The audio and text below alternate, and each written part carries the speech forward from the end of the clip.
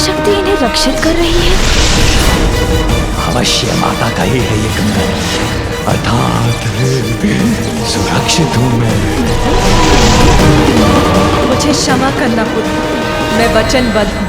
निरंतर प्रहार करना पड़ा तो करूंगा, किंतु दंडित अवश्य करूंगा इस दुष्ट को। दंड।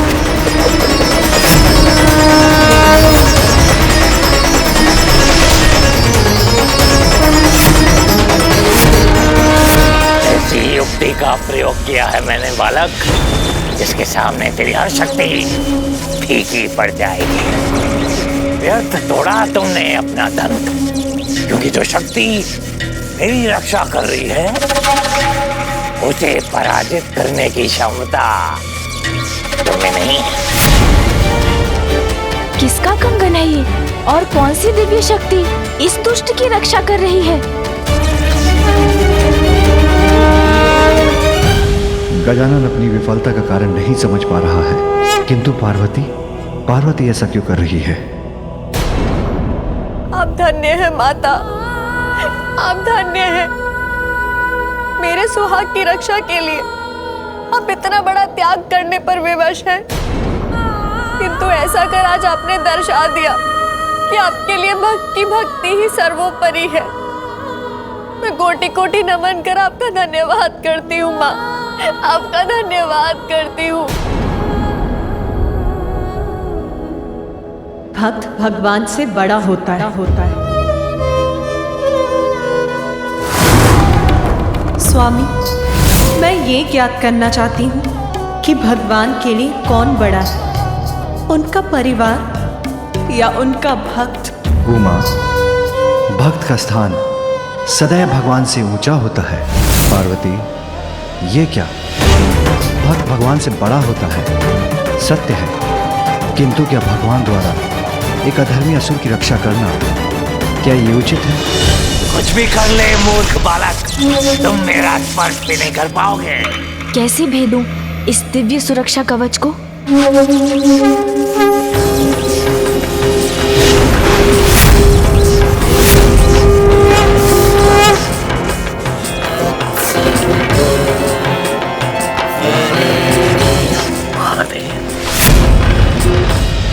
प्रणाम पिताश्री।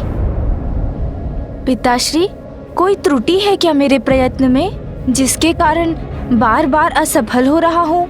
नहीं गजानन, इसका कारण कुछ और है। मैं समझा नहीं पिताश्री, आप किस कारण की बात कर रहे हैं? अनेकों पाप किए उन्होंने, किंतु वो मेरे स्वामी है माँ, मेरे स्वामी है। उनकी रक्षा करना मेरा धर्म है। आपकी भक्त होकर आपको इस प्रकार विवश करने के लिए मुझे क्षमा कीजिए माँ, मुझे क्षमा कीजिए। पतिव्रता होना तो स्त्री का गुण होता है, दोष नहीं सुवेनी। धन्य है तुम्हारे पतिव्रता का भाव, जिसके कारण तुमने अपने पति की सुरक्षा को ही सर्वोपरि रखा। उसका ही वरदान मांगा मुझसे। तुम्हारे इस भाव को तो मैं भी भली भांति समझती हूँ पुत्री। उमा,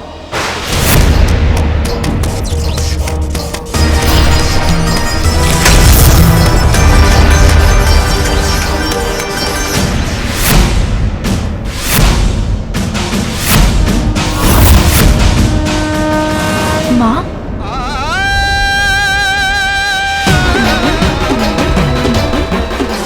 पुत्र प्रेम से विचलित होकर माता कहीं इस दंड को रोकना ना भूल जाए।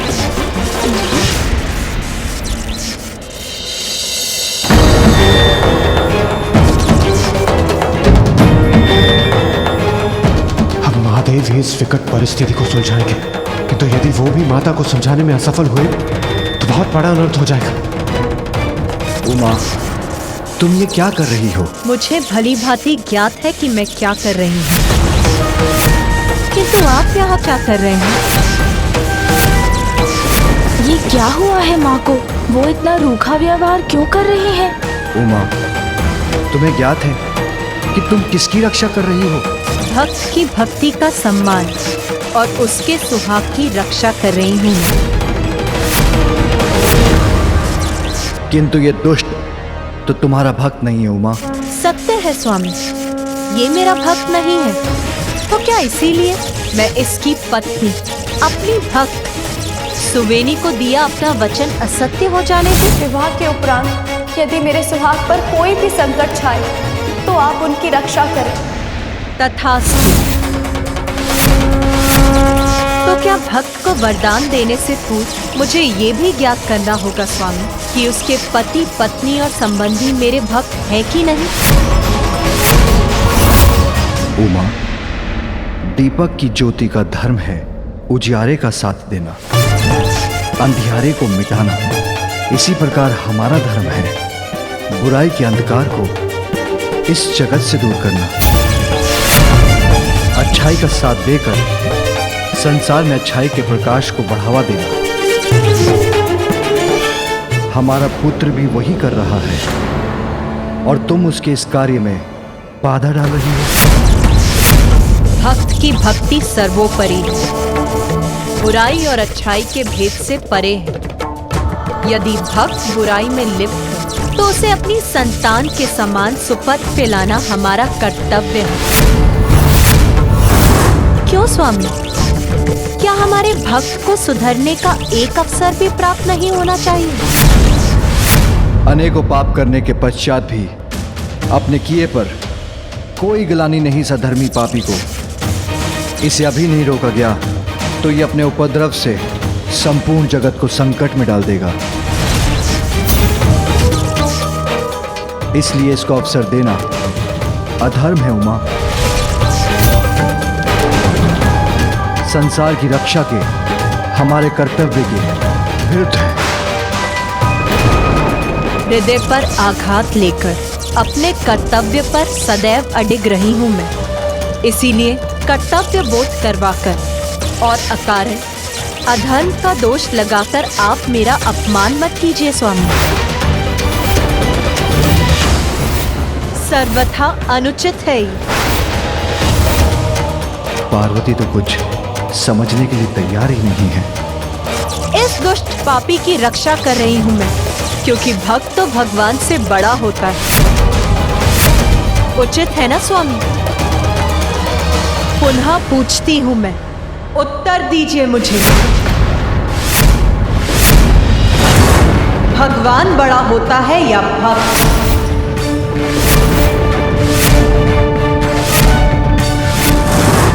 पूर्व में जब मैंने पूछा था तो स्मरण है ना प्रभु, आपने क्या उत्तर दिया था?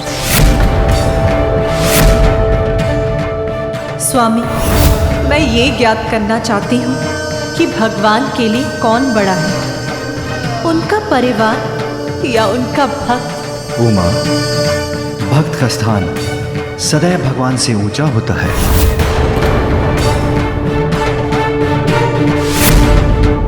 जगत जननी और जगत पिता के अनर्थकारी क्रोध के जागृत होने के पूर्व ही शांत करना अत्यंत आवश्यक है। जब तक माता पार्वती मेरी रक्षा कर रही हैं, महादेव भी मेरा कुछ नहीं बिगाड़ सकते। आज मैं अपने पुत्र के साथ सत्य और धर्म का साथ देने के लिए खड़ा हूं और आप हमारा, अपने परिवार का विरोध कर रही हैं। क्या ये बात आपको विचलित नहीं करती? विचलित तो मुझे ये कर रहा है स्वामी कि आप सदैव कहते रहते हैं कि परिवार और भक्त में कोई भेद नहीं। जगत पिता और जगत माता हैं हम, सभी हमारी संतानें हैं जिनका कल्याण दायित्व है हमारा। पुत्र कार्तिकेय को मुझसे दूर करते समय यही समझाया था ना आपने, किंतु आज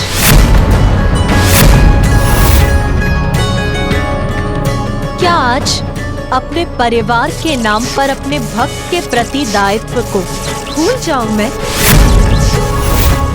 परिवार नहीं पार्वती, धर्म की रक्षा करने का हमारा कर्तव्य ही सर्वोपरि है हमारे लिए। इसलिए इस असुर का बचाव कर अधर्म का साथ दे रही हो तुम,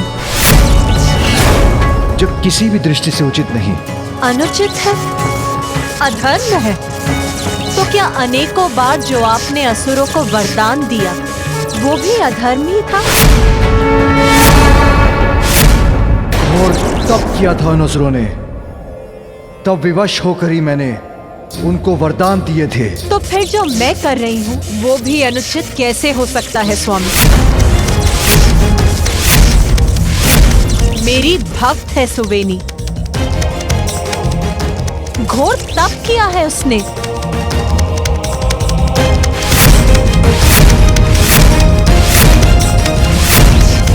इसीलिए मैं भी विवश हूँ। ओह, तो इसलिए माँ इस असुर की रक्षा कर रही है। उमा, भिन्न परिस्थितियों की तुलना कर तुम बहुत बड़ी भूल कर रही हो। मेरा कहा मान लो, लौटा लो अपना कंगन। ये आपका निवेदन है या आदेश है प्रभु? और ये भी बताने की कृपा करें कि इस समय आप मुझसे मेरे पति के रूप में बात कर रहे हैं या जगत पिता महादेव के रूप में? ये माता अपने क्रोध में क्या कह गई? अब महादेव क्या करेंगे? महेश्वरी, अपना कंगन लौटा लीजिए। मैं अपने पति के ही आदेश का पालन करूंगी। आप सभी अन्य के लिए देवाधिदेव होंगे, किंतु उस रूप में आपका मेरे ऊपर कोई भी अधिकार नहीं।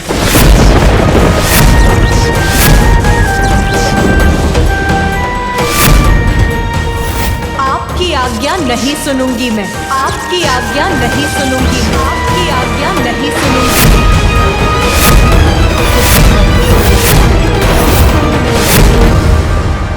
माँ, माँ, माँ,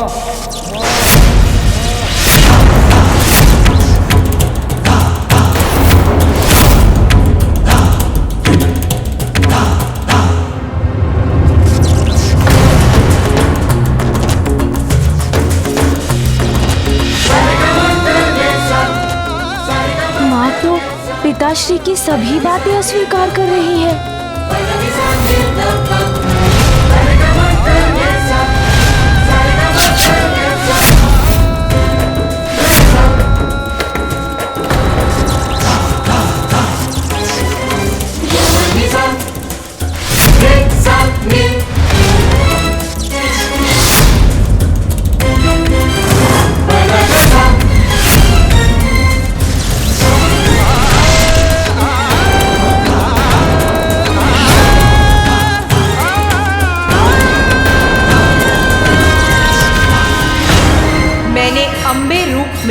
अपनी भक्त सुवेनी को वरदान दिया था।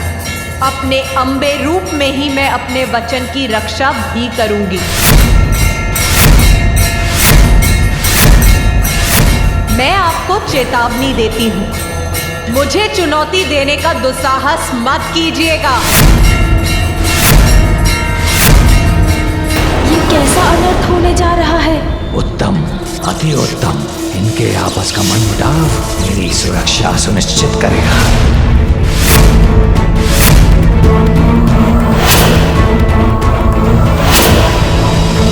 ये कैसी विडंबना है ब्रह्मदेव। एक और महादेव और बालक गजानन, तो दूसरी ओर देवी पार्वती अपने दुर्गा रूप में। स्थिति अनियंत्रित हो रही है। जगत पिता और जगत जननी का मतभेद है ये, और इन दोनों के टकराव के मध्य में है गजानन। स्थिति अनियंत्रित हो नहीं रही है श्री हरि, अनियंत्रित हो चुकी है। हमें शीघ्र वहां जाकर स्थिति को संभालने का प्रयत्न करना चाहिए। यदि इन दोनों का टकराव और बढ़ा तो विध्वंस होगा, उससे हम सभी नष्ट हो जाएंगे।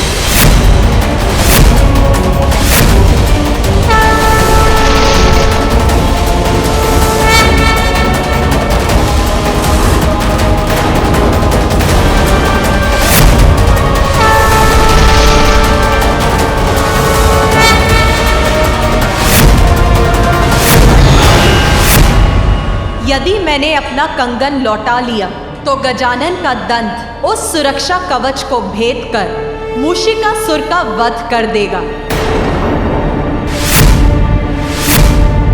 और ये मैं कदापि होने नहीं दूंगी। इन्होंने तो और भी विराट रूप धारण कर लिया है और स्थिति भी अनियंत्रित होती प्रतीत हो रही है।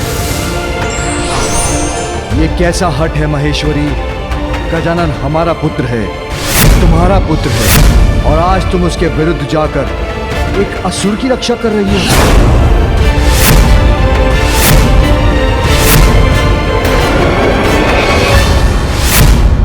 क्या धर्म, दायित्व, कर्तव्य बस आपके ही अधिकार क्षेत्र में है? आज मैं अपने भक्त के साथ खड़ी हो गई तो वो आपके लिए हट हो गया? क्या आप भूल गए वो क्षण जब आपने हमारे पुत्र गजानन का शीश उसके धड़ से विलग कर दिया था?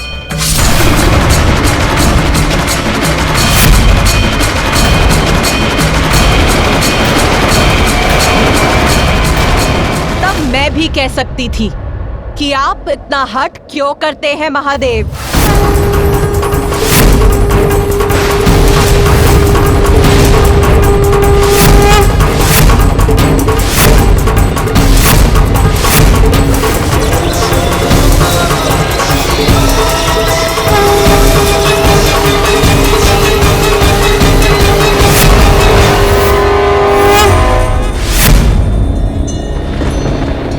तुम्हें ज्ञात है ना देवी कि मूषिकासुर की दुष्टता का अंत करने के लिए जो उचित है उसी का साथ देने के लिए ही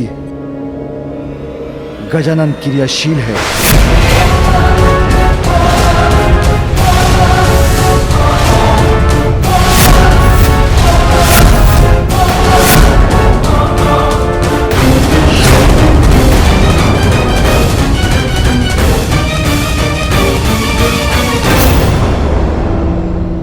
देवी पार्वती, शांत हो जाइए। कृपया अपने क्रोध को शांत कीजिए।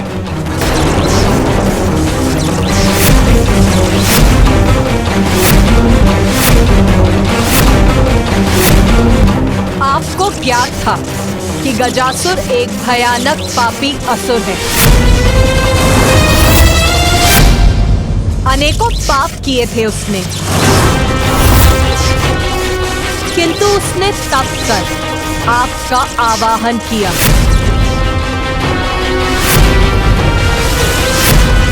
आपको अपने उदर में समाने के लिए कहा। कहो, क्या वरदान चाहिए? आप चाहिए भोलेनाथ मेरे उदर में सदा के लिए। तो आपने उसको क्या उत्तर दिया स्वामी?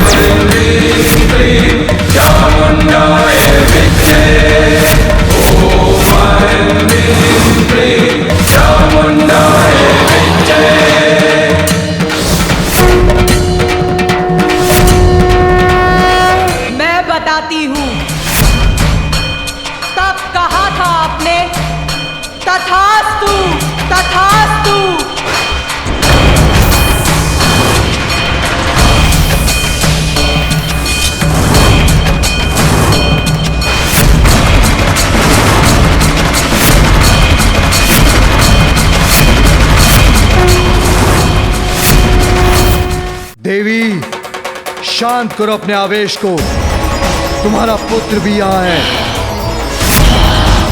क्या तुम चाहती हो कि वो ये देखे कि उसकी माँ उसके सन्मार्ग को चुनने के कारण इतनी आवेशित हो रही है?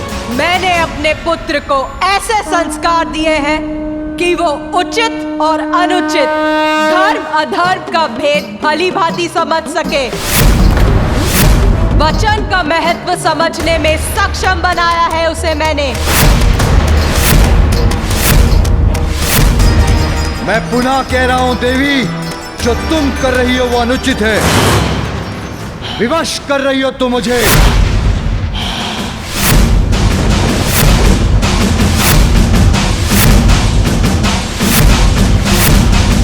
तुम्हारे विरुद्ध अपने पुत्र की सहायता करने के लिए जो आपको उचित लगे वो आप कीजिए महादेव।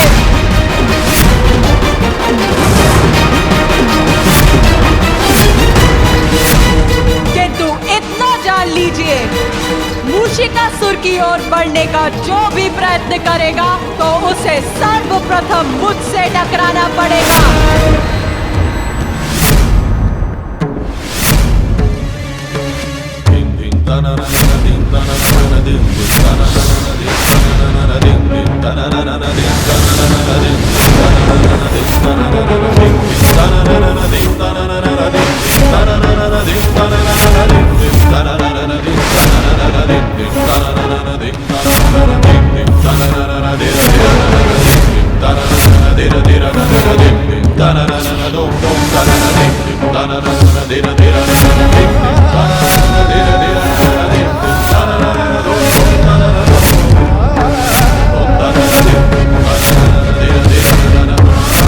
माता ने कालिका और महादेव ने वीरभद्र का रूप धारण कर लिया।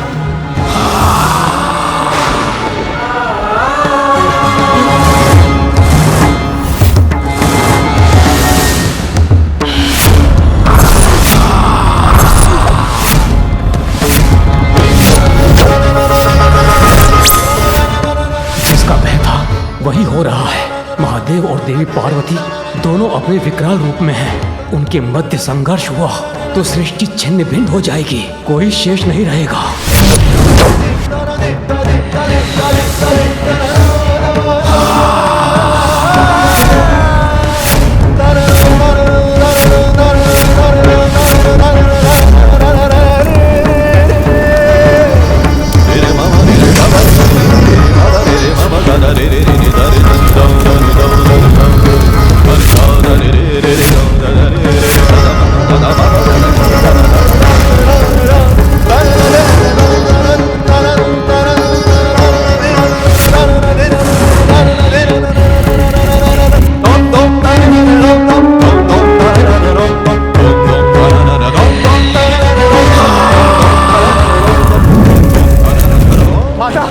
शांत हो जाइए माता। प्रभु शांत हो जाइए प्रभु।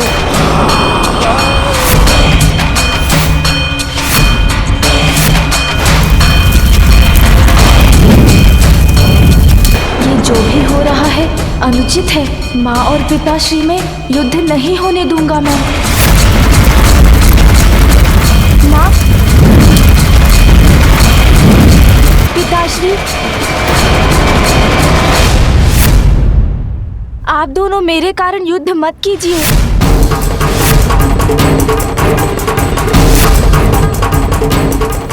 मत भूलिए, परिवार की कलह सदैव विनाशकारी होती है। आपको स्मरण है न पिताश्री, मैंने आपके साथ युद्ध किया था तो उसका क्या परिणाम हुआ था?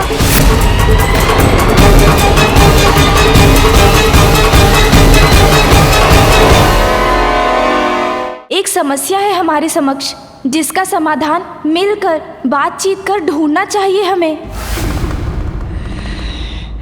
आपसी टकराव का तो एक ही परिणाम है, परिवार का विनाश। आप दोनों का ही युद्ध मेरे कारण हो रहा है ना, तो माँ, पिताश्री, लीजिए, मैं अपना दंत लौटा लेता हूँ।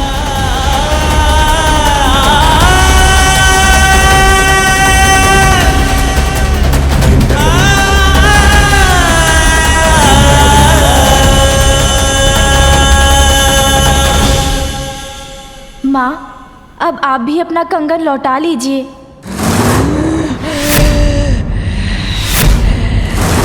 नहीं माते नहीं, मैं पुनः असुरक्षित हो जाऊंगा माते नहीं।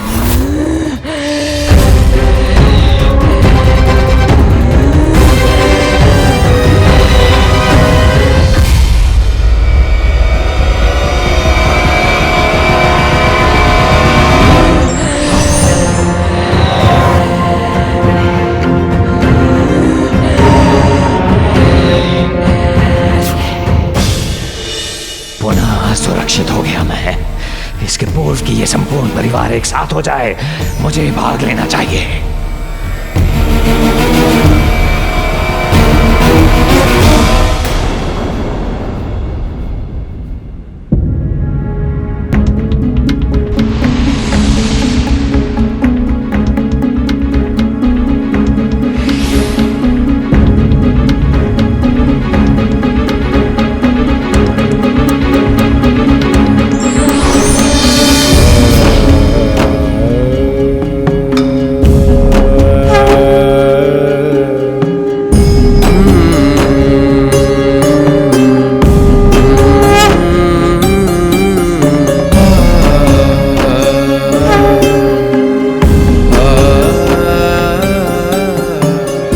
व्यर्थ युद्ध करने जा रहे थे आप दोनों, क्योंकि जिस मूषिकासुर के कारण ये सब हो रहा है उसकी वास्तविकता भूल रहे हैं आप।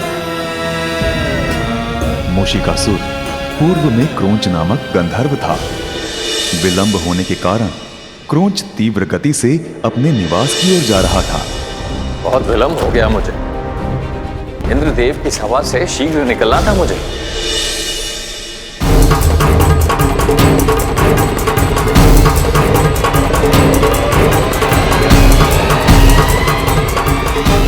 शीघ्रता में क्रोंच ऋषि वामदेव से टकरा गया, जिससे ऋषिवर की वर्षों की तपस्या।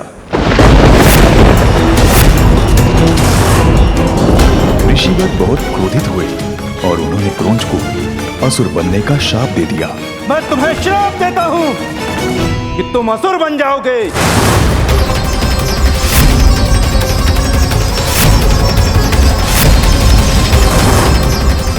ऋषिवर नहीं, डाल से पैर टकरा गया और मैं आप पर गिर पड़ा।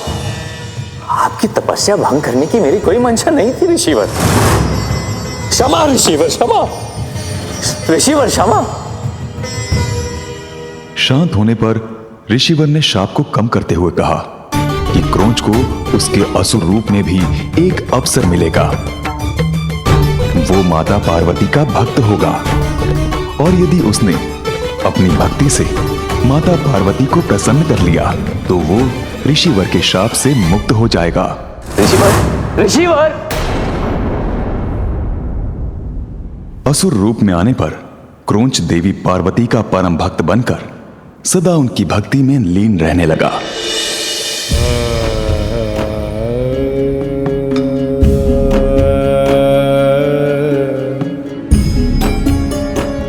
जिससे माता पार्वती ने प्रसन्न होकर उसे दर्शन दिए।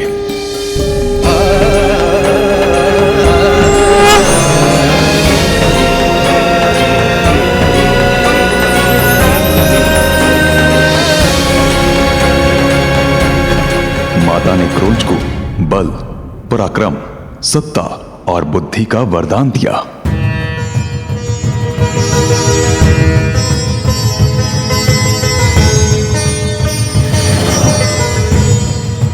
उसी समय क्रोंच की दृष्टि माता के हाथ में स्थित अमृत की कटोरी पर पड़ी, जिसे देखकर वो लालच में आकर माता से अमृत की मांग कर बैठा। किंतु माता ने उससे कहा कि अमृत मात्र योग्यता के आधार पर ही प्राप्त होता है और अभी क्रोंच अमृत पाने के योग्य नहीं बना था।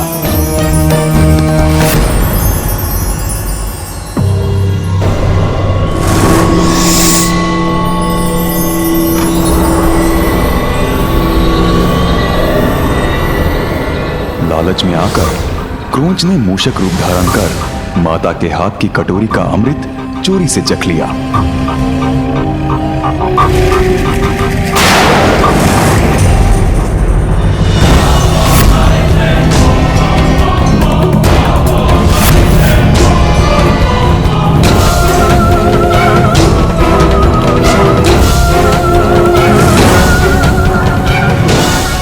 माता ने क्रोधवश उस असुर को ऋषि वामदेव के शाप से मुक्त करने के स्थान पर और बड़ा शाप दे दिया। मेरे मना करने पर भी तुमने मूषक रूप धरकर अमृत को चुराया, इसीलिए मैं तुम्हें ये श्राप देती हूँ।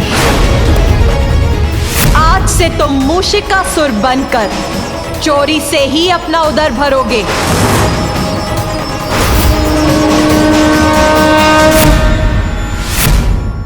माते क्षमा, माते क्षमा, माते माते क्षमा, क्षमा कर दो माते, क्षमा कर, क्षमा माते क्षमा। तुम मेरे बड़े भक्त हो और तुमने अमृत का भी पान किया, इसीलिए तुम्हारी मृत्यु नहीं होगी। समय आने पर मेरे पुत्र गजानन के हाथों तुम्हारा उद्धार होगा, तुम्हारा उद्धार होगा, तुम्हारा उद्धार होगा।